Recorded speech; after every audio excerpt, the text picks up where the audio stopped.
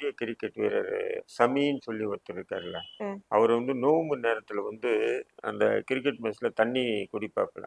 அத விமர்சனம் பண்ணி அத உத்தரவு ஒண்ணு போட்டாரு. ம். இவரு வந்து முஸ்லீமே இல்ல அப்படின்ற மாரி ஒரு ஃபத்வான்னு சொல்லுவாங்க. அது ம். குடுத்தாரு.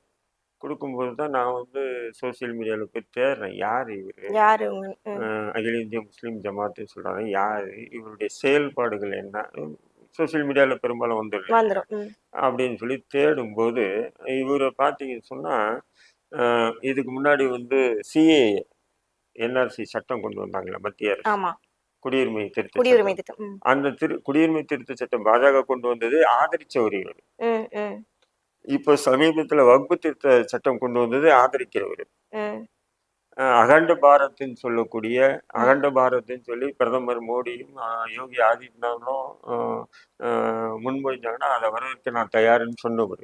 ம். அப்போ இவர் வந்து ஒரு பாஜகவினுடைய ஊதுகுழலா இருக்கிறார். ம். ஓப்பனா சொல்லணும்னா பாஜகவினுடைய ஊதுகுழலா ஊதுகுழல் இருக்காரு. இருக்கா?